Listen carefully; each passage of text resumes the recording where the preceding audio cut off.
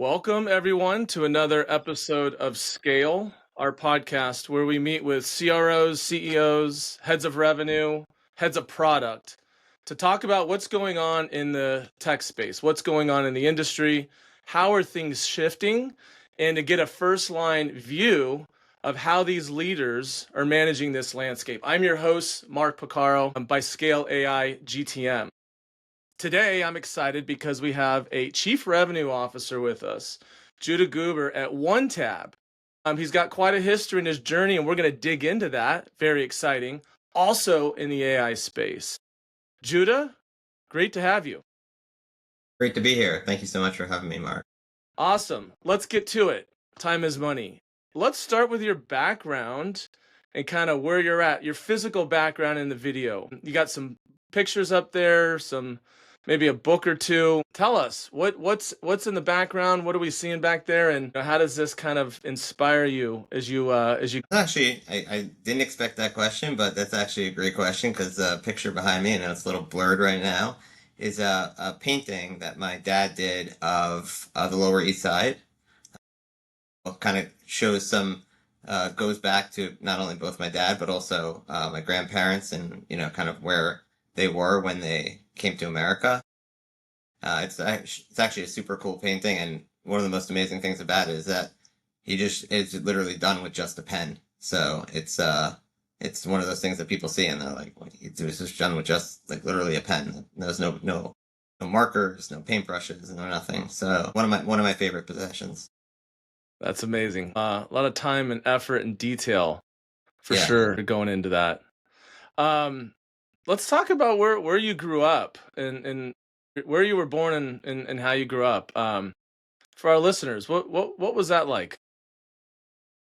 I was born in Queens. That's where I spent most of the time growing up. I went to high school out on Long Island, but I'm very much a New York person. I love New York City, where I live now. I think it gives you some perspective on how the world is. I think there are advantages and disadvantages to living in such a large city and growing up there, but I think some of them is that you absorb some of the energy from being around. And I was in a suburb, but I was in the city a lot as a kid, and it's just it's something that's irreplaceable, and it's really kind of hard to leave ever if you're kind of used to that New York energy. To even go to another place in the U.S. It's tricky. It's like tearing out a part of yourself. So it's not something that's been that easy for me to do, which is why I'm still living in New York City. Amazing. You got as I would say, the best of both worlds, kind of out of the city and then in the city, and certainly a lot of teams and sports teams and different sports there. Are there anything that grabs you that you follow passionately? I'm actually a huge sports fan, which this is actually how I got my career got started. Was I really, really loved sports in general growing up. Baseball was one of my favorites. I love football, but I had an opportunity to basically get into work at Yankee Stadium. And was my first job. And people are like, oh, you worked at the food stand or something. Like I actually was able to work in baseball operations right under Brian Cashman. So I was in his office every day, and the still who's was and still is the general manager.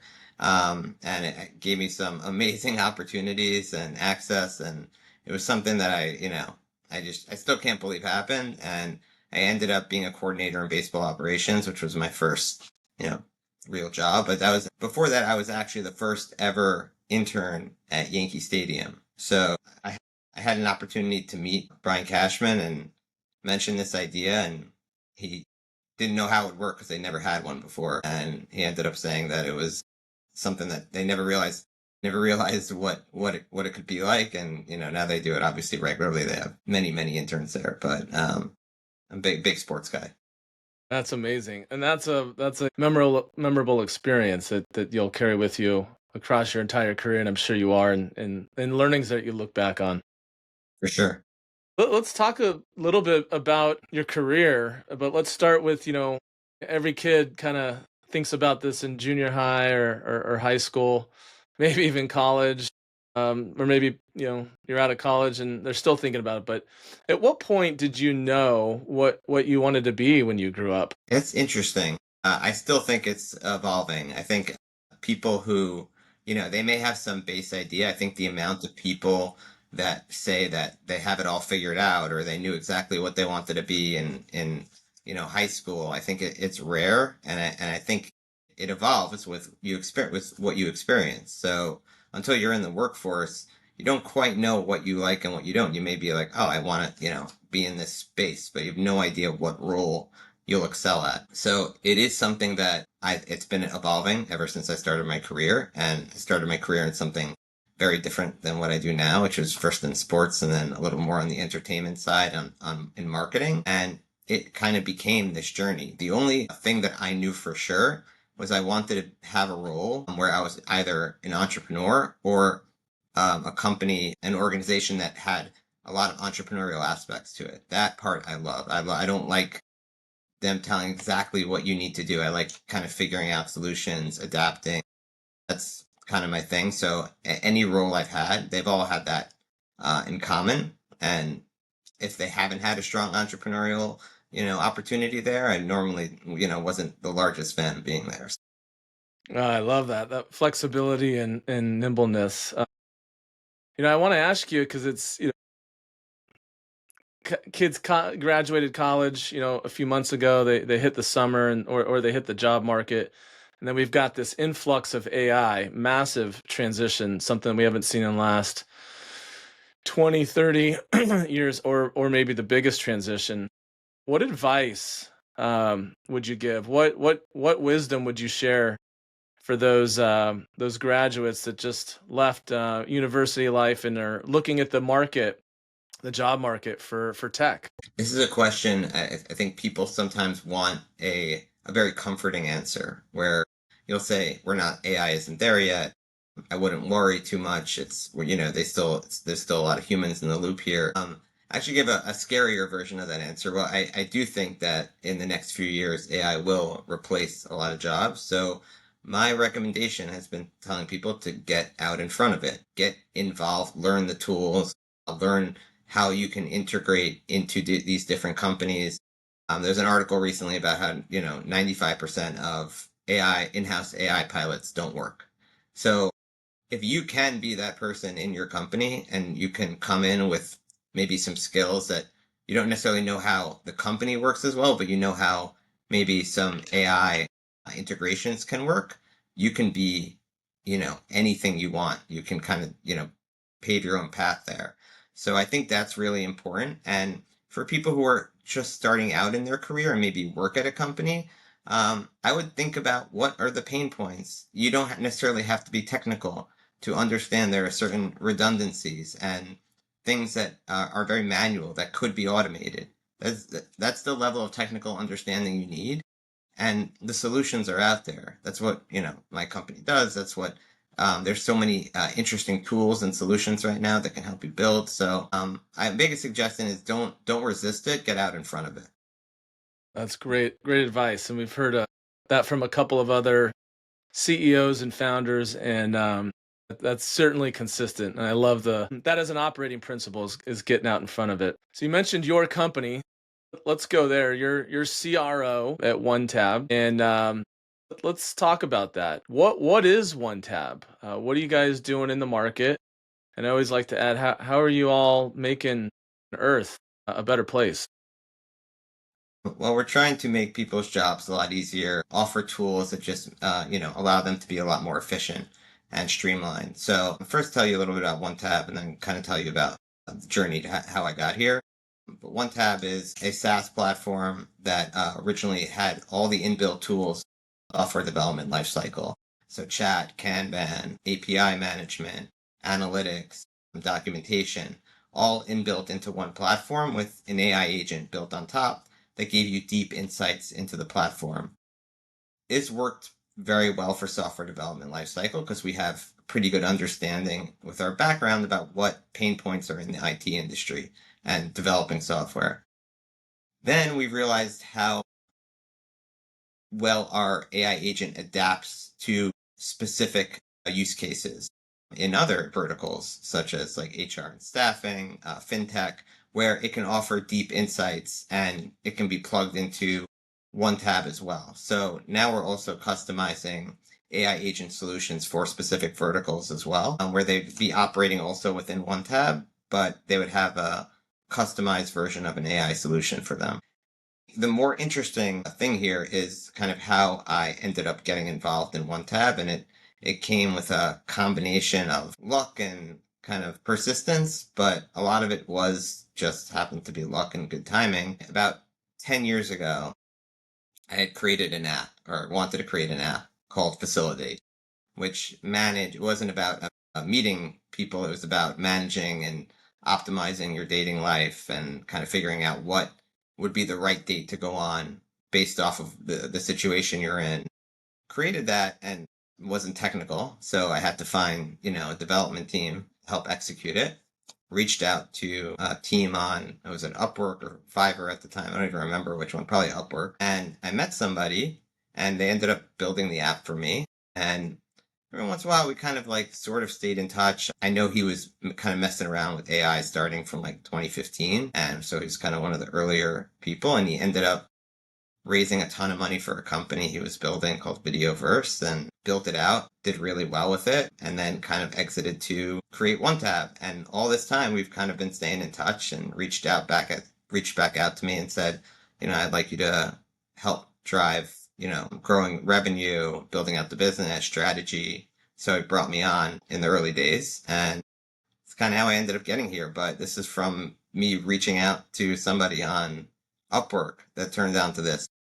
If there's any lesson here, is that don't think that anything can't lead to anything. Like don't turn down things or say I'm not going to meet with that person because I don't think they can help me. Like you have no idea where you can end up from specific meetings or calls you take or messages you send. Yeah, no, that's great advice to all folks out there that are watching or listening. Yeah, you never know who's going to build something or when your paths will cross again. And certainly you built a trusting relationship there for you guys to be working together that long. That's amazing. Uh, as the CRO of OneTab, you've got the go-to-market sales, the ops and the revenue side, and certainly the marketing side and maybe partnerships, kind of in that constellation of things that you have to do as CRO. What's the biggest thing that's really got your attention here in Q3 and maybe as you look at Q4 that are going to make the biggest impact for you and your team and the biggest impact for OneTab? There are a few strategies that have worked really well for us, and one of them is kind of there's something that everyone knows. I'm not telling anyone anything here that they don't. LinkedIn is basically a cheat code for the if you use it well. And one of the ways I had been using it previously was I realized it was not the right way to use it, which was in a very direct sales format. You send messages, you put out content to kind of with a call to action that was very salesy, as opposed to, which is something kind of advice I got when I went to an event at the LinkedIn headquarters, like, I don't know, it was like 3-4 months ago, was don't aim to set up a demo or get a sale or, contact that way or connect that way. Send content that has some way of emotionally resonating with the person you're trying to connect with. That is value to them. You trying to schedule a demo is not value to them. So even if they say yes, they may come in a way that would not make them like a warm lead. It would make them kind of maybe difficult to convert. So that's one thing, kind of understanding the concept of creating content messaging based off of emotional resonance as opposed to trying to, reach certain sales KPIs that I don't necessarily think apply these days. So that is one of them. And I think along the same lines, I don't think people realize how big their networks are if they've been working in an industry or in even various industries for 10, 15, even 5 years. You don't realize how deep your network has gone. And like I said, I'm a big believer that you have no idea what meetings will get to what place. sometimes the most valuable contacts I've had that have brought in the most revenue have been me setting up a random meeting with somebody that I hadn't spoken to in a long time, but I was connected with, that works in something that I may not have had a direct, relationship to what I'm doing, but I set up time every week for those types of calls.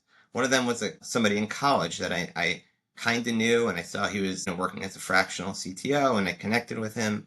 It ended up being a huge source of revenue for us, but it was kind of just me taking a shot on things. So those scheduling time for that has been huge. I think those kinds of personal connections are so much more valuable than our methods of outbound and inbound that we know of and we try, and we're lost in people's inboxes every day and trying to get to the top of it. But I think that is very, very difficult to do. That's kind of why I like things that have a personal connection to it. That's been had the biggest effect on our business in the last 2 quarters. That's great. Yeah, and that's a nice angle that's very natural and logical in a way versus the direct. That I think you're hitting on a really strong point there, and a lot of folks under leverage that network and that connection. I like that. When you think about your go-to-market motion today at OneTab, and obviously y'all are growing fast and experiencing, a lot of success right now. But when you think about your go-to-market motion, and there's fires everywhere of different sizes, large, medium, small. Within that motion, where do you see some areas of optimization as you look at H2 in the second half of this year? I think aligning our materials and our collateral and our websites and landing pages to match with the efforts that we're making. Not only obviously content creation on social I just spoke about, but also like our own identity, our homes. Company homes are their websites, their landing pages, like any information they have that corresponds to kind of what you're doing. So if your home isn't set up for somebody to come visit you, it makes it tricky for them to be like, am I even in the right place? So I think aligning a lot of that collateral, one sheets, landing pages with some of the services that we're offering, the software that we built, the efforts that we're making, that is something that I think will have a huge effect, because getting a contact or reaching out to somebody, it only gets you so far. You're not converting them at that point. You're not like, they're not signing up as as a customer. So that's just the early stages. You still need to get through that conversion process, and they need validation, and they get validation by seeing that, okay, this person's been around for a while, they have quite a portfolio. So I think that kind of alignment is very important, and it's kind of what we're focusing on right now. I think that's a common mistake of fast growing companies, especially in today, getting all that aligned, and people get that wrong. And we live in an agile environment these days where people pivot quick now and get things fixed and aligned. Yeah. But that is a common one, yeah. Let's talk about crazy things, wild things that you've kind of seen on the marketing side or on the sales side, or just go to market in general, either on the pre-sales or on the post-sales delivery. But what's maybe we can look back at previous halves or quarters or years, but what's what's the wildest and kind of craziest thing that you've seen in your last couple of roles? It's an interesting question there. I think actually it kind of circles back to what we're talking about with AI, because it's moved very quickly. So the initial iterations of it, people would start to play around with and kind of send out both and kind of craft their outbound that way. And I'd see these things, and there are certain ways of knowing, like there are certain abbreviations and things that are included in that content that are make it so obvious. And I wish I could say that this is just emails I've received and my team hasn't been guilty of this as well, but I see this stuff that is just them putting in a prompt and then not even like not editing it, not even reading it through. So I've seen that a lot from outside teams sending me things, and then either hallucination happened, and I'll be like, they sent me like for one paragraph, and the second paragraph is about something else completely, like another chat within within a chat GPT or Gemini or whatever they're using, that has nothing to do with the app. Like they'll send me one half of an email, and then maybe one half of a recipe they were working on or something. And it just, I feel like maybe the adoption happened a little too quick and they weren't quite focusing on how to use it, just realized it was like, oh, it's a cool trick I can use to send out a lot more messages. But you got to be careful with the new technology on how to use it. So I actually seen a lot of that. It's definitely gotten better. People understand how to use it. They know that, there's it's a huge opportunity, but it has to be like any tool that's powerful. It has to be used correctly. So that's one of the crazier like changes that I've been seeing in the marketing and sales world over the last few years. Things need to be continue to be supervised. Yeah, AI exactly. has its place, but before you ship it, good old fashioned human brain and eyes and thinking. Cool. Absolutely. We're not an AGI quite yet. No, but let's talk about culture and culture building and something you have to do as a sales leader and CRO in your role and previous vice president roles, leadership roles. At one tab, how do you think about culture building? How do you build culture, establish culture in your current teams? I think that it's something that I've actually been thinking a lot about recently, just because we do have offices and people that, work in other countries around the world, and a lot of it's remote. When you're doing remote culture building, very, very tricky.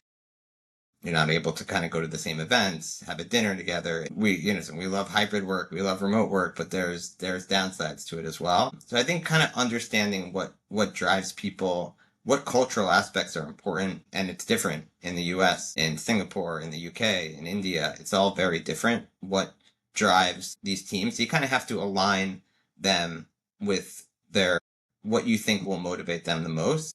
And help them collaboration is not it's something that I thought, some people are good at it and some people are not. It is not a natural skill. It's not something you're born with. You could be the best CRO, best CEO in the world, and you may not have ever really had to collaborate with anybody. Truly, you might be a person who contributed something.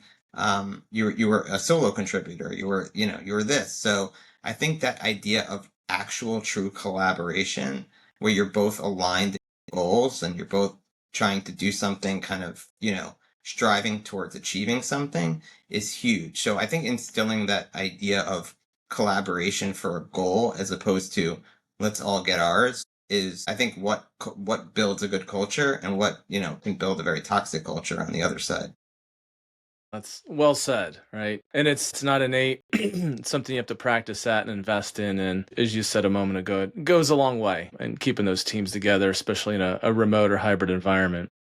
Yes, as I was thinking about my recent post about how the Meta team, the smartest people in the world all combined into one room. It could either be the greatest technology team of all time, or they could blow up and, not work out at all. So that's why I've been thinking a lot about how collaboration is one of those things that's really hard to quantify, but when it works, it works, and when it doesn't, it doesn't. Yeah, you can feel it. Those high performing teams, when you look back for sure, you know which ones were and which ones weren't. And culture is certainly a play there. Exactly. Let's where can people find you? Where Judah, where will you be conference wise? Where can folks find you socially?